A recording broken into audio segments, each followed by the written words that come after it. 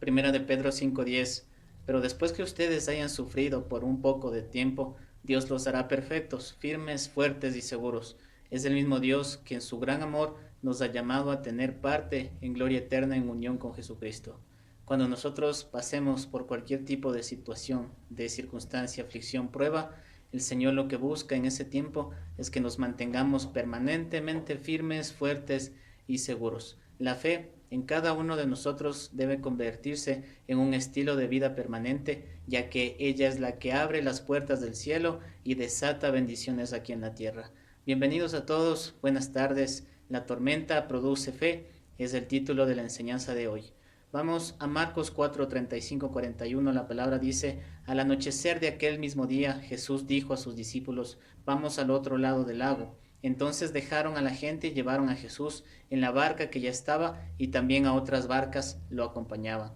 En eso se desató una tormenta con un viento tan fuerte que las olas caían sobre la barca, de modo que se llenaba de agua. Pero Jesús se había dormido en la parte de atrás, apoyado sobre una almohada. Lo despertaron y dijeron: Maestro, ¿no te importa que estemos hundiendo? Jesús se levantó y dio una orden al viento y le dijo al mar: Silencio, quédate quieto. El viento se calmó y todo quedó completamente tranquilo.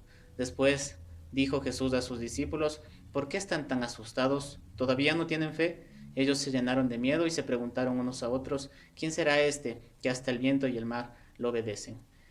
Este pasaje nos enseña varias cosas a través de la enseñanza que pudimos recibir también con nuestro amado pastor en este día domingo y miércoles. Hemos visto varias cosas por las que en este tiempo aún seguimos hablando de fe.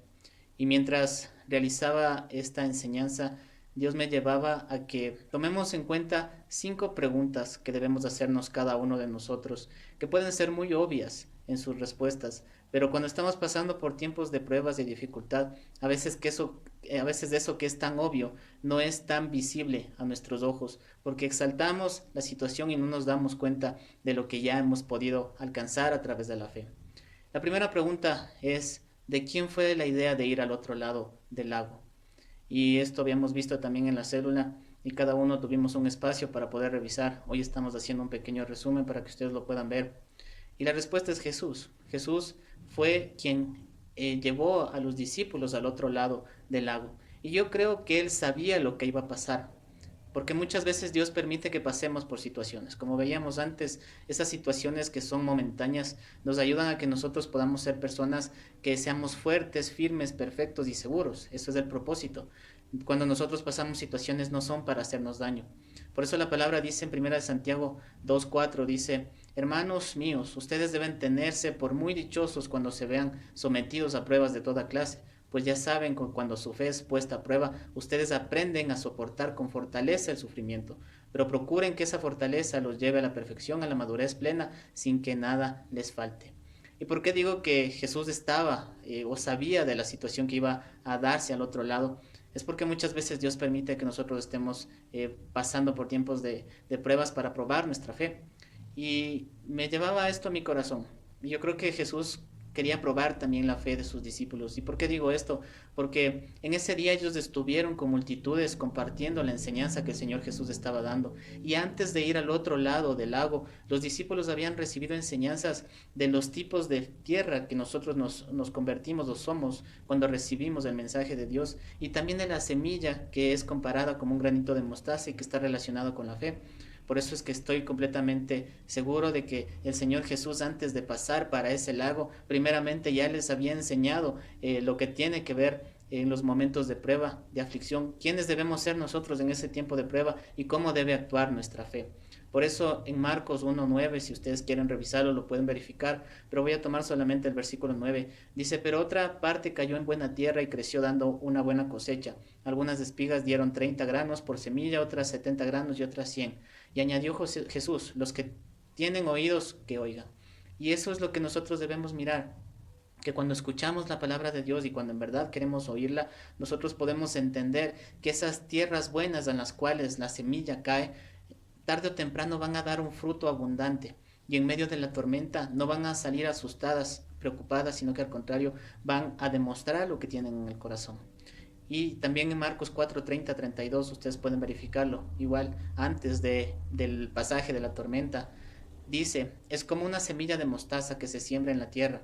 Es la más pequeña de todas las semillas del mundo, pero una vez sembrada crece y se hace mayor que todas las otras plantas del huerto, con ramas tan grandes que hasta las aves pueden posarse bajo su sombra.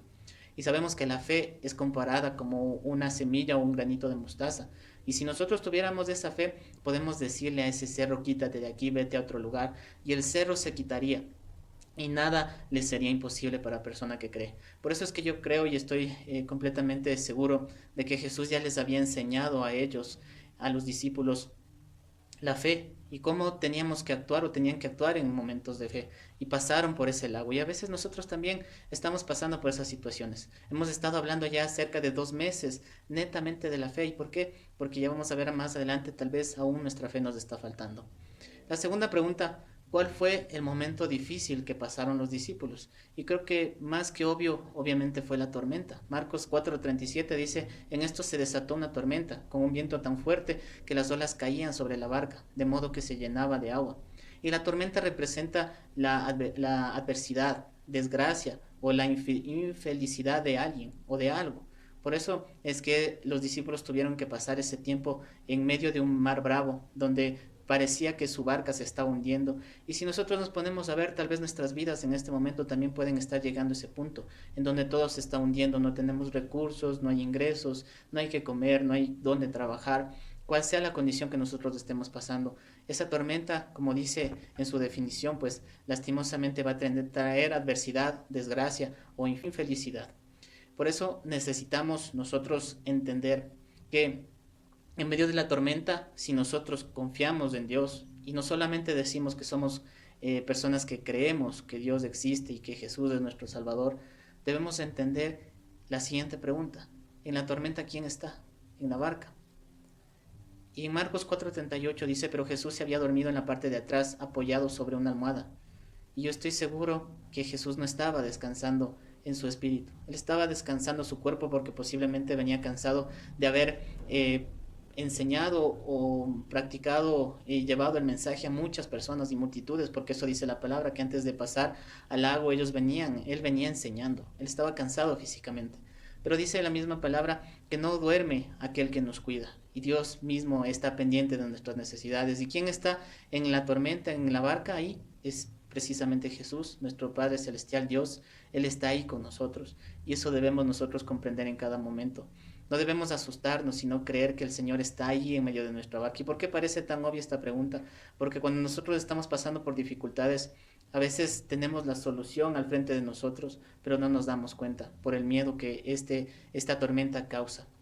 Los discípulos podían haber dicho, no importa, porque tenemos aquel que ha hecho milagros, aquel que nos ha enseñado la fe, pero ellos en lugar de hacerlo exaltaron a la dificultad y a la tormenta. Por eso es que lo despertaron y le dijeron, maestro, ¿no te importa que nos estemos hundiendo?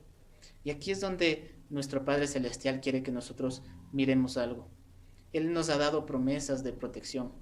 Isaías 41:10 dice, no tengas miedo, pues yo estoy contigo. No temas, pues yo soy tu Dios. Yo te doy fuerzas, yo te ayudo, yo te sostengo con mi mano victoriosa.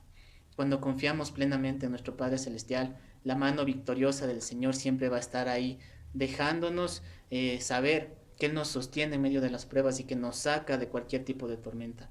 Por eso recordemos en cada prueba en la que nosotros estemos viviendo quién está en la barca. No estamos solos. Tenemos a un Dios que siempre está con nosotros, al Señor Jesús que es nuestro intermediario y nuestro intercesor, y al Espíritu Santo que es aquel que nos guía y nos da consuelo en medio de las pruebas. Así que accionemos eso y démonos cuenta quién está con nosotros.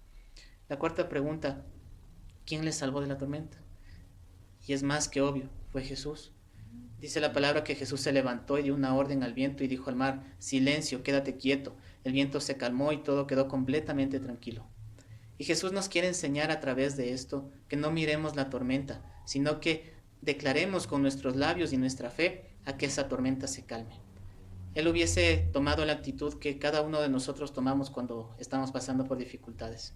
Si es que escuchamos, por ejemplo, sentimos un temblor, un terremoto o lo que sea, ¿qué es lo que hacemos primero? Salimos corriendo, asustados, gritando.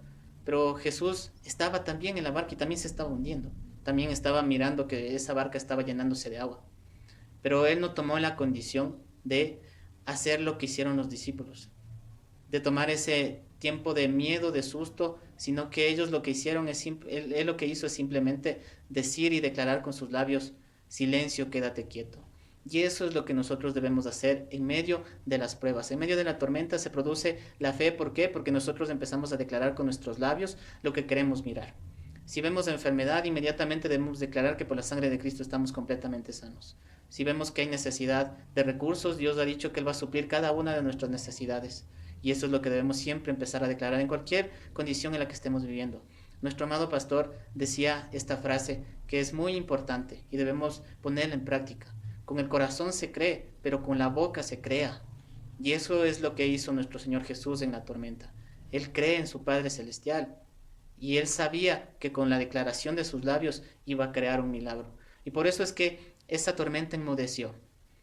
Si nosotros tenemos esa gran capacidad de hacer lo mismo, porque el Señor Jesús dijo que aún cosas más grandes que las que Él ha hecho podemos hacer nosotros, ¿por qué no utilizamos esto como arma en los momentos de las tormentas?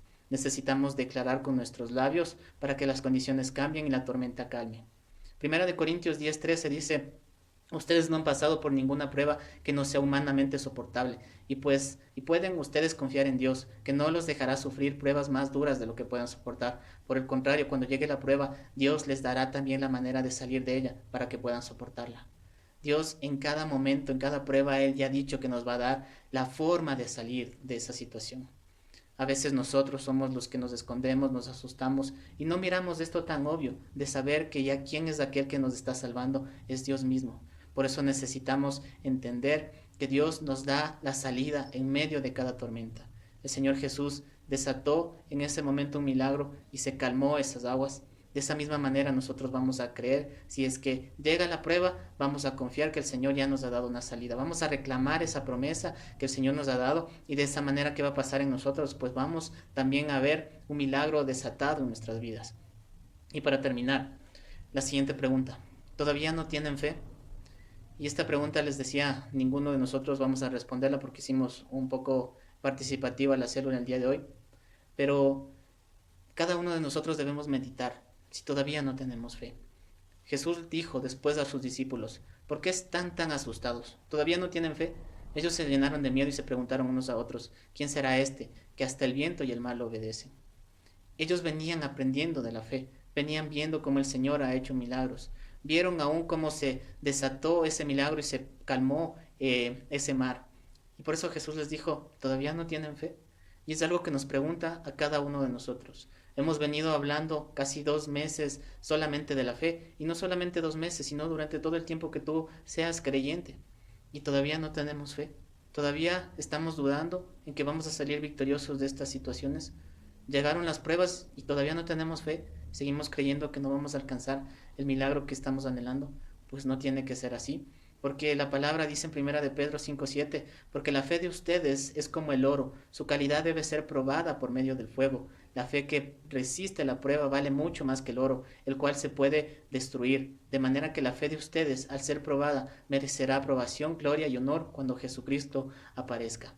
Nuestra fe, ¿qué es lo que hace en nuestras vidas? Se convierte como el oro. Y dice que aquella fe que resiste la prueba vale mucho más que el oro. Creo que todos conocemos y sabemos que el oro es una piedra preciosa que tiene un valor tan grande.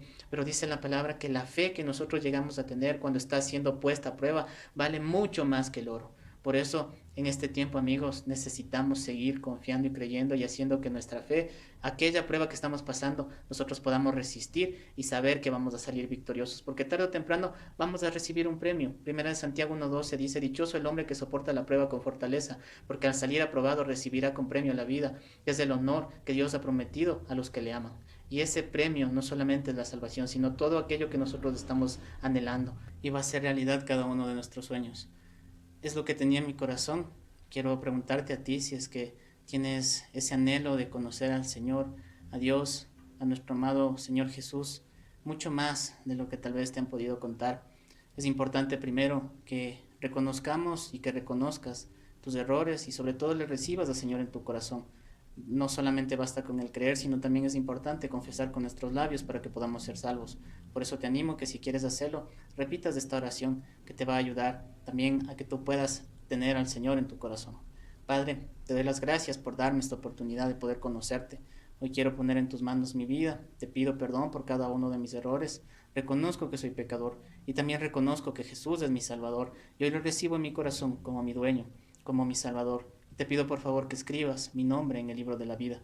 Ayúdame de aquí en adelante a hacer tu perfecta, tu buena, tu agradable voluntad en mi vida. Y por favor, ayúdame a cada día a llenar mi vida de fe. Te doy las gracias por darme esta oportunidad de estar contigo. Y sé, Señor, que de aquí en adelante soy un hombre, soy una persona completamente distinta. Te lo agradezco en el nombre de Jesús. Amén. Si has tomado esa decisión, estoy completamente seguro que el Señor va a tocar y está tocando tu vida y Él quiere llevarte a conocerlo completamente. Te animamos, si es que quieres formar parte también de nuestro grupo, pues nos puedes dejar un mensaje y te animo a que sigas buscando y creyendo sobre todo en la palabra del Señor, que es aquella que transforma. Que tengan una buena tarde a todos, que Dios les bendiga, un abrazo.